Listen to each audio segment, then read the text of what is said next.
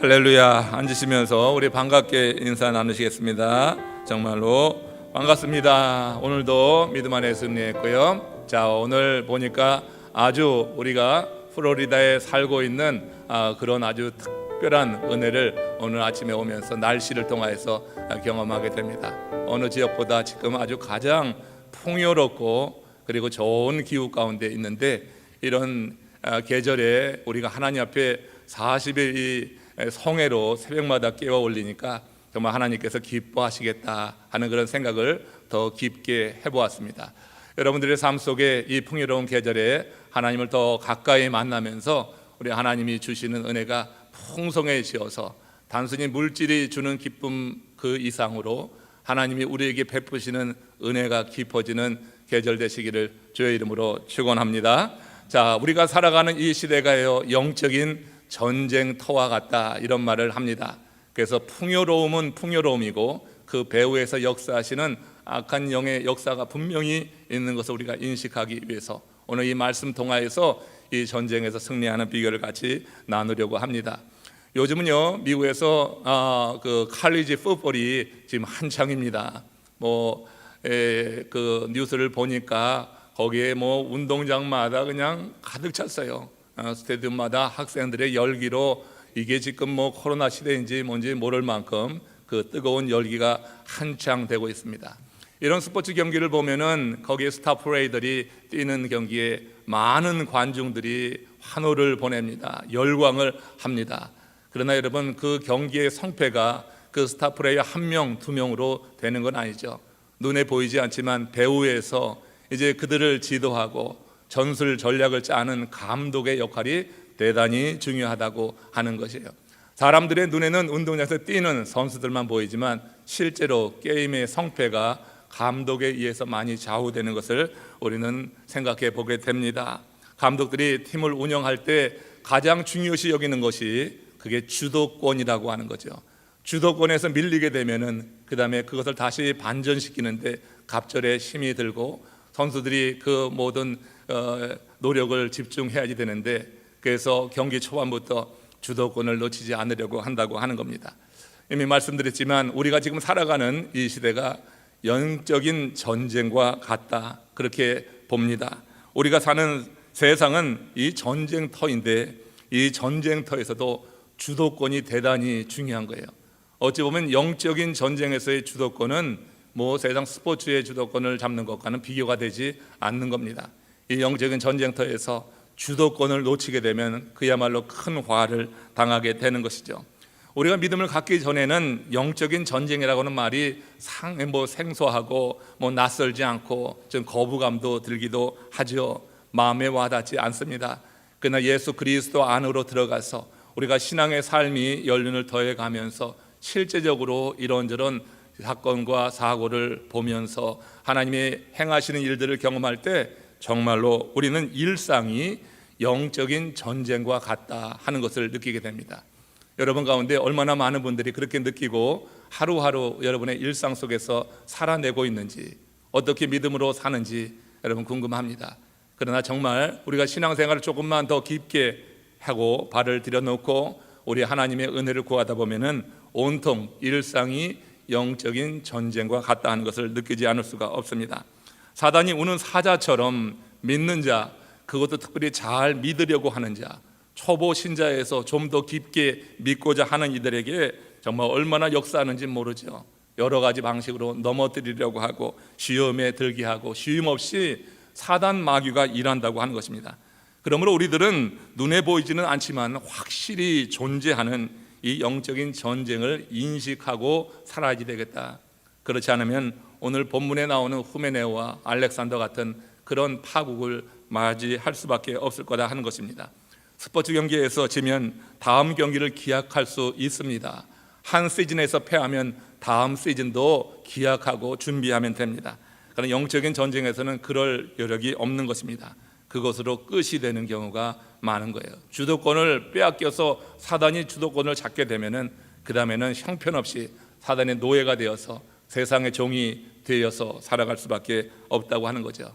그래서 야고보서 4장 7절에서 야고보 사도가 이런 우리의 삶 속에서의 일상을 보며 이렇게 명령합니다. 같이 한번 읽습니다. 마귀를 대적하라. 그리하면 너희를 피하리라.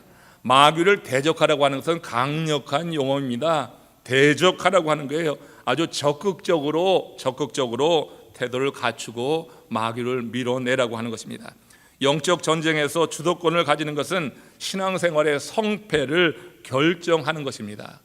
그러면 주도권을 갖는다고 하는 게 무엇인가? 오늘 그 이야기를 좀 나눠보려고 하는데, 전쟁에서 중요한 것은 방어가 아니라 공격이라고 하는 것입니다.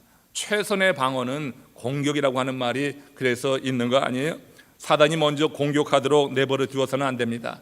사단이 공격한 이후에나 어떻게 해볼까 하는 것은 이미 주도권을 빼앗기는 것이 되는 거죠. 먼저 공격해서 사단의 접근조차 하지 못하도록 막아내는 것, 이걸 지금 야고보 사도는 마귀를 대적하라 하고 있습니다. 여러분, 마귀를 대적하는 게 여러분 쉽지가 않아요. 우리가 믿음을 온전히 세우지 않으면은 마귀의 밥이 되고 마귀의 종이 되지, 마귀를 대적하는 게 쉽지가 않아요. 굉장히 아주 달콤하게 다가오기 때문에 마귀를 대적하는 것은 정말 쉬운 일이 아닙니다.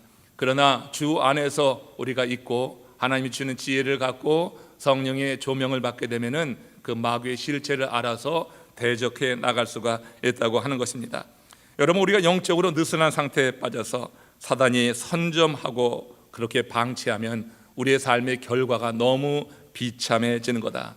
오늘 본문은 바로 이 영적인 전쟁에서 사단에게 주도권을 내어준 것입니다. 그래서 믿음의 파선을 당한 이의 이야기예요. 오늘 이들의 실패를 반면교사 삼아서 이 풍성한 계절에 우리로 하여금 굉장히 세상 것을 많이 누리고 싶어하는 이 계절 아니겠어요? 이 계절에 영적인 전쟁에서 승리하는 지혜를 오늘 한번 살펴보는데, 그 지혜가 오늘 말씀과 또 같이 나누려고 하는 하나님의 말씀 속에서 우리에게 전해지게 될 것입니다. 우리가 마음을 집중해서 이 영적인 전쟁에서 이기는 그 주도권을 잡는 비결을 같이 나누겠습니다. 먼저 디모데전서 1장 19절 20절 말씀 같이 합독하며 본문으로 들어가겠습니다. 같이 읽습니다. 믿음과 착한 양심을 가지라. 어떤 이들은 이 양심을 버렸고 그 믿음에 관하여서는 파손하였느니라.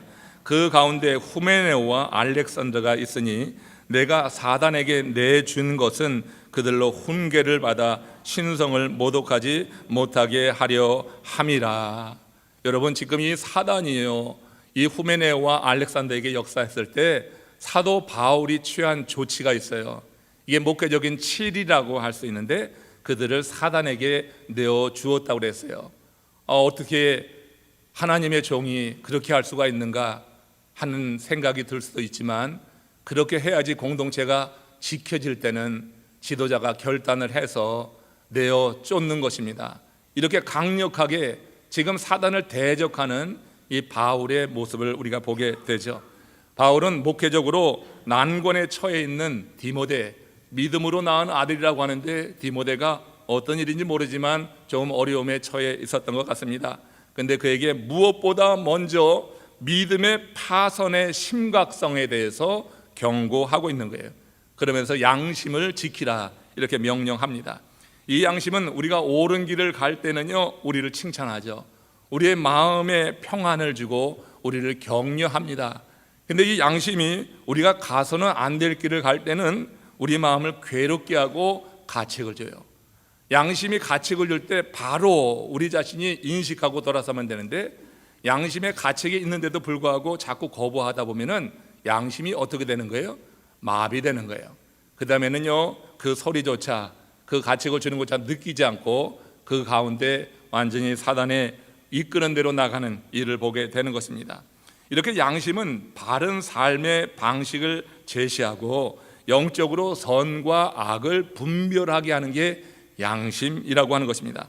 그러므로 이 양심이 마비될 때 우리 인생에 아주 큰 문제가 발생하게 된다고 하는 거예요. 가야 할 길을 벗어나서 가서는 안 될 길로 가면서도 전혀 문제의식을 느끼지 못하는 거예요. 아마도 코로나 팬데믹이 2년 가까이 되면서 많은 이들에게 이와 같은 도전의 시간이 있었을 것입니다. 여러분, 우리가 양심의 소리에 민감하지 않으면 어느 순간에 양심이 마비되어서는 그렇게 가서는 안 될 길을 가면서도 전혀 문제의식을 느끼지 못하는 거예요. 오늘 예배에 참여한 여러분들은 그 양심의 소리에 보다 민감해서 하나님을 예배하러 이렇게 몸소 나와서 하나님 앞에 선 줄로 믿습니다. 그러므로 주의 이름으로 축복합니다. 우리가 하나님이 우리에게 수시로 주시는 이 양심의 소리에 민감해야지 되겠어요. 세상의 소리에만 너무 민감해서 세상의 소리에 압도되어서 그 세상의 소리가 우리를 이끄는 대로 살아가서는 그 결과가 어떻게 될 거냐, 오늘 본문이 우리에게 말씀하고 있는 것입니다. 본문의 후메네오와 알렉산더가 바로 이런 사람들이었어요. 양심을 지키지 못해서 믿음의 파손을 당하였다, 이렇게 오늘 본문은 말씀합니다. 양심의 소리가 크지 않습니다. 그래서 주위에서 들으려고 하지 않으면요, 그 양심의 소리가 들리지를 않고 그냥 스쳐 지나가게 되는 거죠. 그러나 무시하게 되면은 그 대가가 너무나 크다 하는 거예요. 자기 자신은 물론이고 지금 이 알렉산더와 후메네오처럼 공동체에도 아주 큰 피해를 주는 주범이 될 수 있다고 하는 것입니다.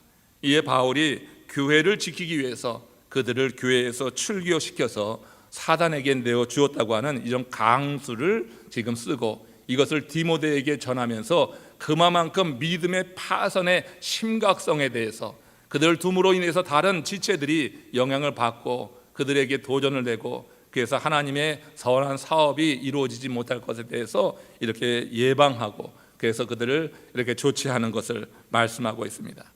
여러분, 믿음으로 사는 것이 쉽습니까? 어렵습니까? 한번 솔직히 속으로 대답을 해보세요. 믿음으로 산다고 하는 것이 정말 쉬운가 어려운가 한번 그런 생각을 해봅니다. 여러분, 어렵다고 하면은 믿음으로 사는 것을 자기 힘으로 살려고 하기 때문에 그렇습니다. 우리가 믿음의 삶, 신앙생활은 결코 인간의 의지와 생각과 힘만 가지고 되지는 않습니다. 우리는 하나님의 은혜를 구해야지 되고 그러면서 하나님이 우리의 삶을 주도하게 해야지 된다고 하는 거예요. 영적인 삶에서 우리가 주도한다고 하는 것은 뭐냐면 내가 주도하는 것이 아니라 하나님이 주도하게 하는 거예요.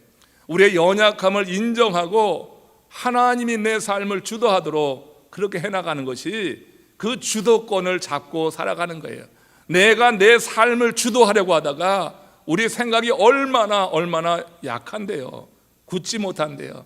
우리는 세상의 소리에 영향받아서 그래서 얼마 가지 못해서 그만 이 세상과 타협해버리고 마는 그런 실수를 범하게 되는 거예요. 여러분, 우리가 진실로 믿음의 삶을 살려고 하면은 그 주도권이 우리 주님의 손에 들려질 수 있도록 행하고 나가야지 될 것이다. 많은 이들이 믿음으로 사는 것이 어렵다고 하면서 그런 말이에요. 목사님, 믿음으로 살려고 하니까 재미가 없어요. 믿음으로 사는 게 재미가 없다. 여러분, 그렇습니다. 정말 믿음으로 사는 것이 재미가 없나요? 여러분, 믿음으로 사는 기쁨의 가치를 모르기 때문에 그런 거 아닐까요? 믿음으로 사는 게 정말 재미없으면은 알렉산더 후메네오처럼 될 겁니다. 그러나 저런 것도 하나님 앞에 예배하는 여러분들은 그런 생각은 들지 않을 거라 생각을 하고 제가 과감하게 말씀 전할게요.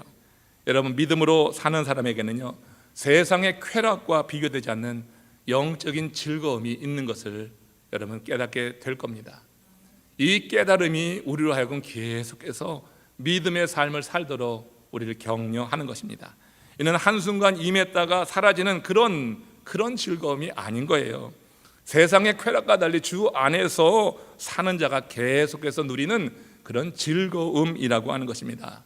어떤 정상에 올랐을 때 한순간 그렇게 누리는 그런 쾌락이 아니라, 육적인 기쁨이 아니라 주와 동행하면서 매 순간 경험하는 그 즐거움이에요. 그러니까 정상에 올랐을 때 그 쾌락이라고 하는 것은 짜릿해. 근데 주님과 동행하면서 누리는 즐거움이라고 하는 것은 밋밋한 것 같아. 그러니까 이것이 여러분 한순간의 이 쾌락과 지속되는 즐거움을 비교해 볼 때 한순간에 그 하나의 쾌락만 생각하고 이 즐거움을 대수롭지 않은 것으로 여기는지 모르지만, 여러분, 이 정상에서 누리는 즐거움, 쾌락이라고 하는 것은 한순간으로 끝나고 물거품처럼 사라지게 되고요, 시간이 가면 갈수록 그 기쁨의 정도가 낮아지는 거예요.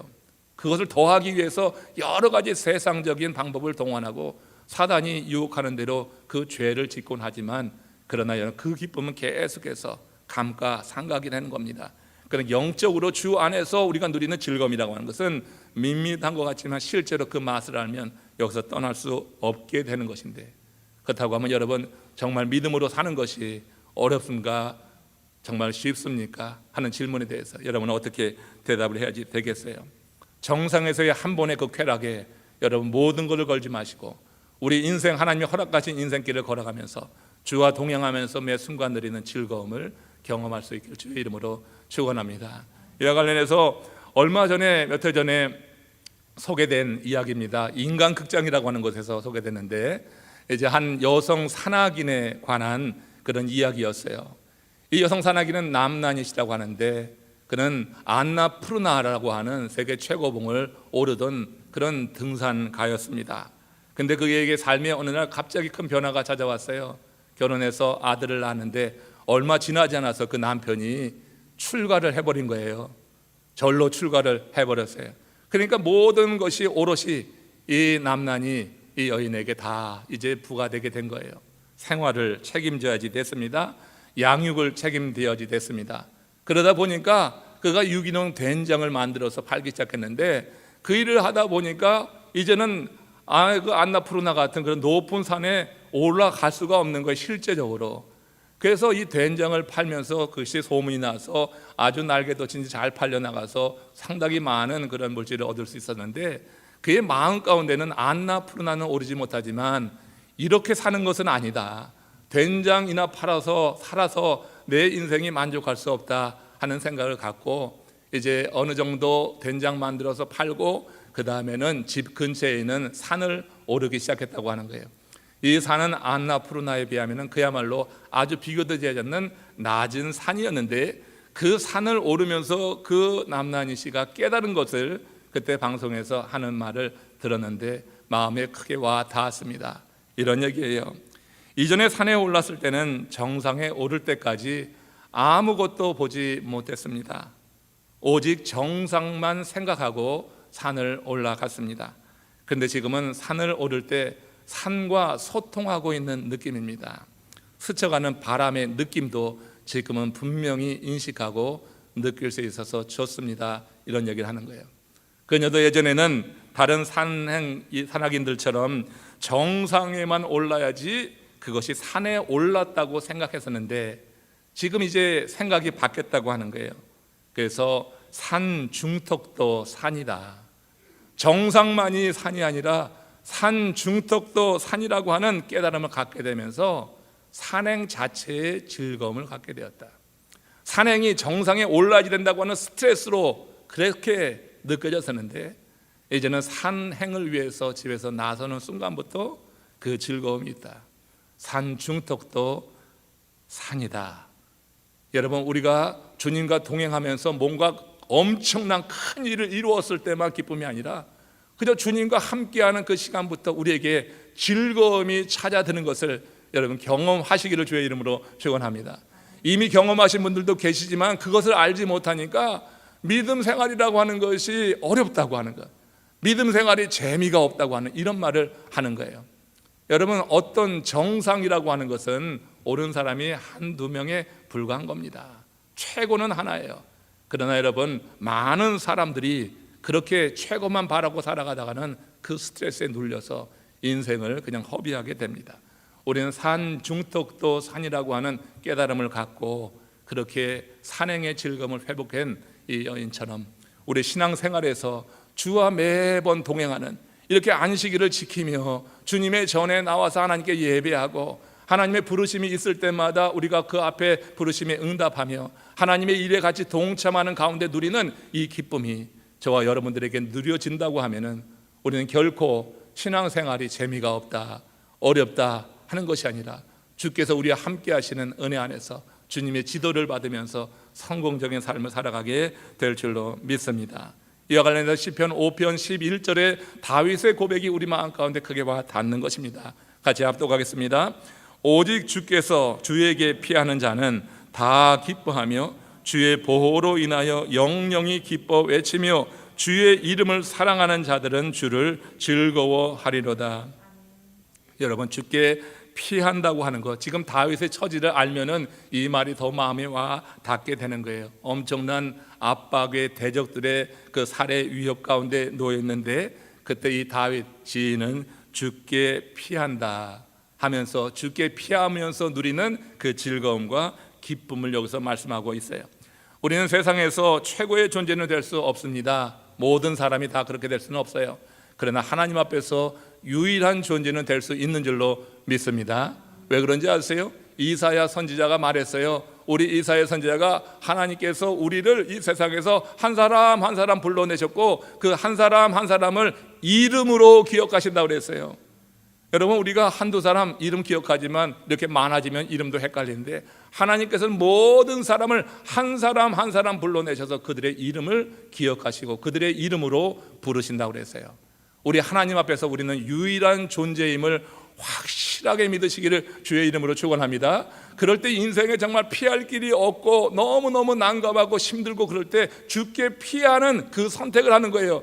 내 삶이 이렇게 밀려오고 영적인 전쟁에서 위기 가운데 놓이게 될 때, 내 삶이 정말로 어려운 가운데 처하게 될 때 주께 피하는 자가 그 영적인 싸움을 주도권을 잡는 자예요.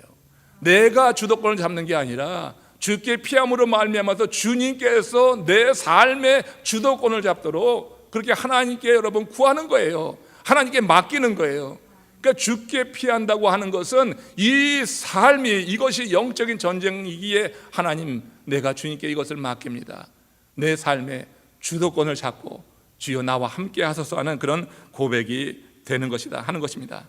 다윗은 이 믿음 위에 굳게 서 있었기 때문에 이렇게 자신이 밀리고 어려운 상황, 그런 가운데서도 주께 피하면서 그 난관 속에서도 즐거워할 수가 있었던 거예요. 그가 지금 어떤 높은 자리에 올라서 즐거워하고 기뻐하는 게 아니잖아요. 주께 피하는 이 자체가 내게 기쁨이라고 하는 거예요. 주께 피할 수 있는 그 마음과 믿음을 가진 것이 다윗에게 기쁨을 준 것이라고 하는 거예요. 주의 이름을 사랑하는 자들은 주를 즐거워하느니라 해서 그 어려운 난관 속에서 이렇게 주께 피하며 누리는 기쁨을 노래하고 있는 것입니다. 이 기쁨을 아는 사람들이 인생 항해 중에 풍랑이 자주 찾아옵니다. 우리 인생에 여러분 순풍에 돛단 듯이 그렇게 잔잔한 그런 물결만 오는 것이 아니라 굉장한 파고가 일 때가 있는데, 그럴 때도 꿋꿋하게 서서 맞서면서 영적인 승리를 이루게 되는 것, 그것은 나의 능력이 아니라 내가 주께 피함으로 그 싸움의 주도권을 하나님이 잡게 하시고 하나님이 잡고 그 주도권을 이루어 나가게 될 때 우리는 하나님을 동의하고 따라가면서 그 기쁨을 누리게 된다고 하는 거예요. 그들은 자신에게 주어진 현실을 회피하거나 불평불만으로 시간을 보내지 않아요. 정말 주님과 동행하는 사람, 삶의 주도권을 하나님께 맡기는 사람은 자신의 현실을 보고 불평불만하면서 시간을 낭비하지 않습니다. 그 과정을 지난 후에 하나님이 열어주실 일에 대한 기대가 있는 거예요. 그래서 지금은 난감하지만 내가 주께 피하게 되면 주님이 내 삶의 주도권을 잡고 그것을 밀어가시면서 그 이후에 내게 허락하실 그 미래의 삶에 대한 기대와 소망을 가지기 때문에 현재 여러분 최선을 하는 거예요. 우리가 주께 맡긴다고 해서 나는 아무것도 안 하고 있는 게 아닙니다. 우리는 열심으로 하나님을 구하는 삶을 사는 거고, 주어진 삶의 현장에서 그야말로 열심히 땀 흘려 일하고 살아가는 거예요. 그걸 모든 것을 하나님께서 합력하여 선이 되게 하시고 내 삶을 이루어 가실 것에 대한 믿음을 갖고 그리해 나간다고 하는 것입니다. 우리 고국에서는 청년 실업 100만이 훨씬 넘었다고 합니다.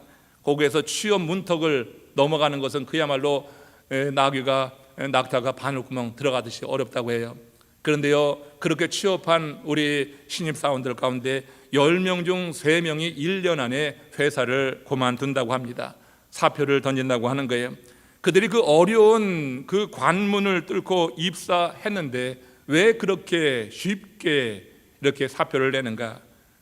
조직에 적응을 하지 못한다고 하는 게, 요즘 여러분 우리 고국의 기업이라고 하는 것은 전쟁터 이상이라고 하잖아요. 얼마나 그렇게 압박이 센지 조직에 적응하지 못해서 열매를 내지 못하면은 그 스트레스가 보통이 아니어서 이렇게 사표를 던진다고 하는 거예요. 사표를 내지 않는 이들은 어떻게 할까요? 죽지 못해 다닌다고 하는 말을 하는 것입니다. 그래서 언제든 나올 생각에 가슴에는 사표 한 장 품고 다닌다고 하는 거예요. 내 가슴에 사표 품고 다니는데 그 일이 어떨지 여러분 명약관하잖아요. 그 회사 일이 어떻겠어요? 기쁨으로 하겠어요? 그야말로 죽지 못해 하는 거니 거기서 어떤 창의적인 생각이 나오고 어떤 결실이 맺어지겠어요? 오늘날 일반 기업에서의 직장 생활은 어찌하든지 성과만 내는 이들이 살아남는 그런 정글과 같은 전쟁터가 됩니다. 예전에 방영했던 미생이라고 하는 드라마를 지금도 기억하는데, 부장이 한 신입사원을 이제 크게 나무로 하는 겁니다. 그가 무슨 실수를 했어요. 그래서 그가 부장 앞에서 고개를 조아리고 앞으로는 최선을 다하겠습니다 하니까 그 부장 하는 얘기가, 최선은 학교에서나 하고 결과를 하고 호통치는 얘기를 들어봤어요. 여러분, 이것이 세상 살아가는 직장인들의 모습이에요. 치열합니다. 세상 살이도 치열하고 전쟁터와 같습니다. 우리 이런 치열한 경쟁 속에서 그래서 성공을 목말라 하면서 열매를 맺으려고 하다 보니 매우 조급함이 우리 가운데 있어요. 우리의 능력보다 우리의 조급함이 따라가지 못하게 될 때, 그때 우리는 좌절하는 겁니다. 내 능력이 우리의 조급함을 따라가지 못하는 경우가 근데 정말 많은 거예요. 나는 왜 이거밖에 되지 않는가 하는 그런 생각 속에서 좌절하고, 그래서 삶을 포기하고, 그렇게 힘들게 들어간 직장도 그렇게 내버리고 나오고 되는 현실을 봅니다. 그러나 아무리 치열한 경쟁 사회 속에 살아간다 해도 진정 죽게 피하는 자는 그 믿음을 가지고 그들과 다르게 살 수 있는 거예요. 여러분, 이 말이요, 매번 듣는 그런 얘기로만 들리지 말고 오늘 성령의 역사 속에서 정말 믿음으로 산다고 하는 것이 얼마나 나에게 힘이 되는가, 이렇게 치열한 경쟁 사회 속에서 살아가는 그 많은 사람들과 다르게 내가 주 안에 거한다고 하는 것이 어떤 의미인가를 여러분 깊게 성령의 역사 속에서 깨달아지는 은혜가 임하길 바랍니다. 이들은 그들이 죽게 나갈 때 주의 보호를 느끼는 겁니다. 주의 지혜로 우선순위를 알게 됩니다. 이런 사람들은 절대 죽지 못해 살지 않습니다. 자신의 능력을 탓하지도 않습니다. 성공에 목말라 해서 조급함에 빠져서 현재가 없는 그런 삶을 살아가지도 않습니다. 다만 주를 사랑함으로 주의 사랑을 받아서 주의 완전한 보호를 믿음으로 담대하게 행해 나가는 것입니다. 하나님께서 나와 함께 하시니 내가 갈 길을 지도하실 것이라. 치열한 경쟁 속에서도 하나님이 나와 함께 한다고 하는 것, 내 뒷배가 된다고 하는 것이 확실하게 믿어지면은 그때 여러분 창의적인 생각 그때 나오는 거예요.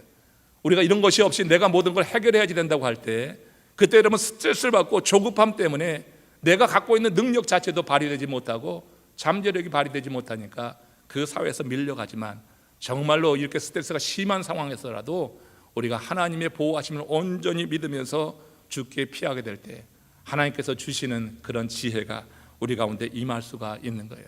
그래서 이런 이야기를 하는 겁니다. 이사야 43장 1절 2절 말씀입니다. 같이 앞서 갑니다. 너는 두려워하지 말라. 내가 너를 구속하였고 내가 너를 지명하여 불렀나니 너는 내 것이라. 내가 물 가운데로 지날 때 내가 너와 함께 할 것이라. 강을 건널 때 물이 너를 침몰하지 못하게 할 것이라. 아무리 내 앞에 그야말로 긴장감과 우리의 삶을 완전히 위기로 몰아넣는 상황이라 할지라도 이스라엘 역사 속에서 함께 하신 하나님을 지금 소환하고 있는 거 아니에요? 홍해를 넘었을 때 그들을 지켜주신 하나님, 강은 요단강을 넘었을 때 그들과 함께 하셨던 하나님, 왜 지켜주십니까? 내가 너를 지명하여 불렀나니. 지명이 뭐예요? 한 사람 한 사람 부르는 거예요.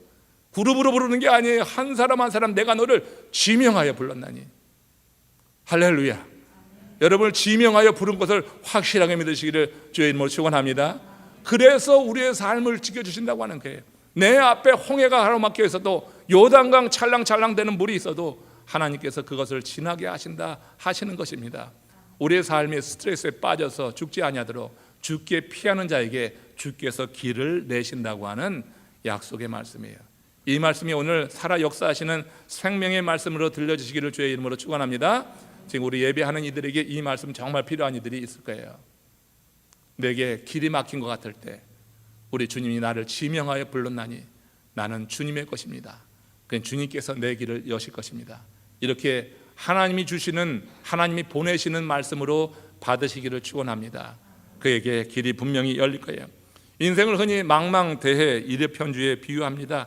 이 바다를 건너는 이력편주인 우리 인생의 앞길에 순풍만 오는 것이 아닙니다. 광풍이 몰려옵니다. 무서운 파도가 밀려와서 이 작은 배가 파선의 위험에 놓이게 되죠. 그리고 실제적으로 파선되는 배들이 수없이 많이 있습니다. 그들은 그것으로 인해서 인생의 신처럼 떠받들고 모셔왔던 모든 것을 한순간에 바다에 수장시켜버리는 그런 순간을 경험하게 됩니다. 얼마나 난감이 되겠어요. 재물이 수장이 되고 건강이 수장이 되고 내 명예가 수장이 되고 모든 관계가 수장될 때 여러분 얼마나 절망적인 순간에 우리가 놓이게 됩니다. 그러나 여러분 우리의 인생의 항해 속에서 이보다 더 절망적인 것이 있어요. 내 재물이 수장되는 거 그거 여러분 너무너무 안타까운 일이고 너무 고통스러운 일이에요. 건강이 수장되면 이건 희망이 또 없는 것 같아서 완전히 깜깜한 인생을 살아가게 될 것입니다. 그러나 그 모든 것보다 더 중요하고 절망적인 것이 믿음의 파선이라고 하는 거예요. 지금 알렉산더와 후메네오가 믿음의 파선을 당한 것입니다. 그들은 이 세상의 신처럼 여기는 것을 지키기 위해서 말씀을 버렸습니다. 공동체를 버렸습니다. 공동체에 위해를 가하는 그런 일까지 그들이 행하고 있었습니다. 바울이 결정했습니다. 후메네오와 알렉산더를 그 공동체에서 치리한 겁니다. 사단에게 내어주었다고 하는 것입니다. 공동체를 지키기 위해서 세상의 것을 신처럼 여기는 이들이 공동체의 리더가 되어서는 아니 되는 것입니다.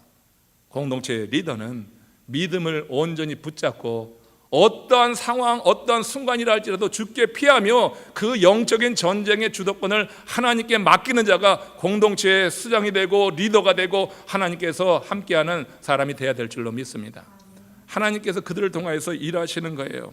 시편 7편 1절 2절 말씀 보십시오. 이게 여러분 다윗이 위대한 왕이 되는 비결이에요. 같이 읽습니다.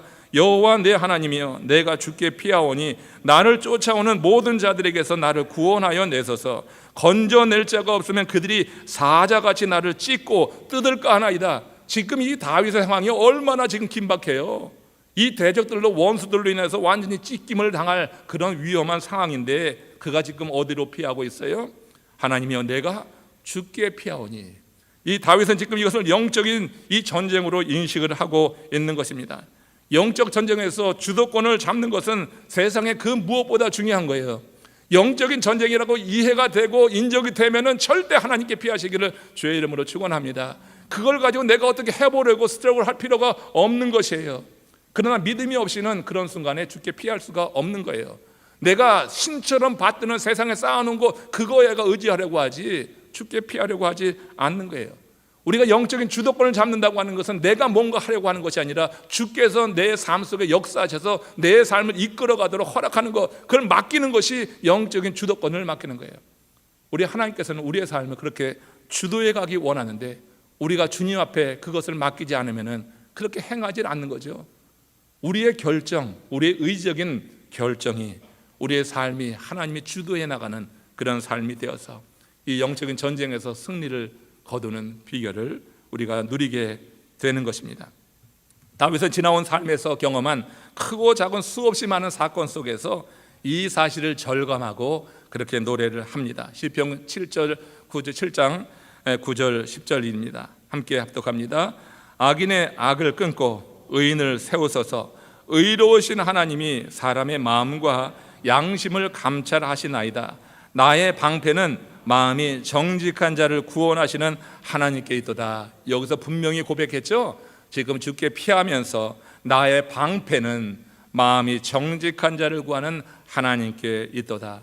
원수들이 살을 찢고 뜯고 하려고 하는 위기 어려움 상황 속에서 주께 피하며 주께 피하는 자가 누리는 기쁨을 경험하고 그리고 이런 믿음을 가지고 마음을 감찰하시고 양심을 살피시는 그 하나님, 나의 방패는 바로 그 하나님입니다. 이를 고백하면서 그 전쟁의 주도권을 하나님이 잡아나가도록 행하고 있는 것을 보게 돼요. 내 삶의 주도를 하나님이 할 수 있도록 맡기는 것이 믿음입니다. 우리가 참 믿음이요, 그게 여러분 어렵습니까? 쉽습니까? 하면은요, 어렵다고 하는 이들은 맡기지 못하는 거예요. 맡기지 못하니까 내가 어떻게 해보려고 하니까 잘 되지도 않고 한계를 느끼고 하니까 어려워요. 정말 내가 모든 것을 갖추고 대단한 배경을 갖고 있다 할지라도 정말 내 삶의 주도권을 하나님께 맡기게 될 때, 그때 비로소 우리는 평안을 누리며 주님 안에서 이루는 그 승리를 맛보게 될 줄로 믿습니다. 요즘 들어서 세월이 참 무섭다는 생각을 하지 않습니까? 아무리 대단한 것을 가져도 세월은 금방 사람을 가난하게 만들어 버립니다. 아무리 대단한 것을 가져도 세월이 흘러가면서 정말 모든 것이 가난하게 되어지는 것을 봅니다. 외모, 재산, 세상의 힘도 세월 앞에서 힘을 쓰지 못합니다. 그 모든 것이 정말 금방 사람을 가난하게 만들어 버립니다. 평생을 추구하며 쌓아 올린 그것들이 어느 한순간에 아무것도 아닌 것이 되는 것, 얼마나 절망적이 되겠어요. 그것이 정말 모든 것이라 생각해서 여기에 다 쏟아부었는데 정말 그래요. 세월이 참 그렇습니다. 아무리 대단한 것을 가져도 세월은 우리를 금방 가난하게 만들어 버려요. 내가 의지하던 그것이 어느 한순간 물거품처럼 그게 사라지기도 하고, 또 우리가 하나님의 역사 속에서 한순간에 그 모든 것을 바다에 파손되면서 수장당하는 일도 경험합니다. 그래서 여러분, 그런 것들만 붙잡고 있어서는 어느 한순간 하나님 앞에 설 때 우리는 철저하게 고통 가운데 울부짖을 수밖에 없을 것입니다. 모든 것이 다 변하기 때문에 세상에 우리가 신처럼 받들던 그것들이 세월이 흐르면서 사람을 금방 가난하게 만드는 거예요. 뛰어난 외모, 많은 사람들이 선망하는 그런 정말 탁월한 그런 조각 같은 미모를 갖고 있어도 세월이 지나면 나중에는요, 60 넘으면 70 넘으면 다 똑같아요. 그것 갖고 자랑할 것이 아닌 거예요. 아무리 내가 힘을 갖고 있다 할지라도 그거 한번 권력 놓치고 나니까 아주 초라하게 되는 거 보잖아요. 한때 하늘 나는 그런 새도 떨어뜨릴 만한 위용을 갖고 있었던 이들을 우린 지금 매스컴에서 자주 봅니다. 그들이 어떤 상황에 놓여 있는지 우린 봅니다. 세월은 사람을 금방 가난하게 만들어 버리는 것입니다. 그럼 우리가 무엇 해야지 되는가? 마지막으로 시편 73편 23절 말씀을 읽으면서 오늘 말씀을 정리합니다. 같이 읽습니다. 내가 항상 주와 함께하니 주께서 내 오른손을 붙드셨나이다.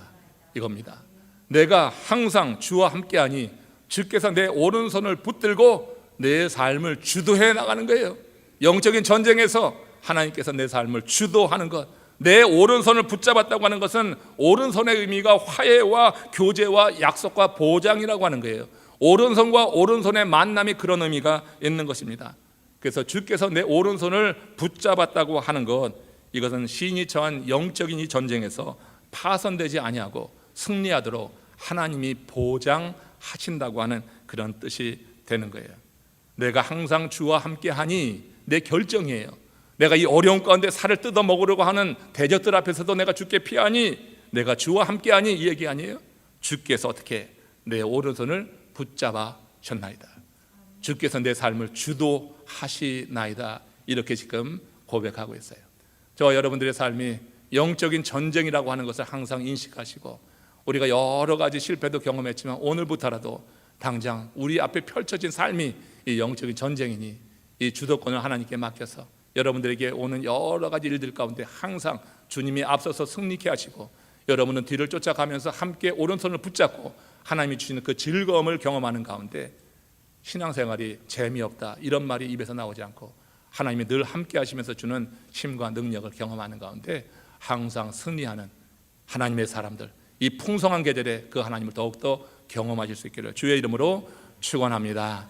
우리 다 같이 합심으로 잠시 기도하며 오늘 주님의 은혜를 다시 한번 생각하고, 또 우리에게 크신 은혜를 베푸신 주님의 십자가 대속의 은혜를 우리가 생각하며 성만 찬으로 들어가기 원합니다. 우리 다 같이 합심으로 오늘 말씀 생각하며 기도하십니다.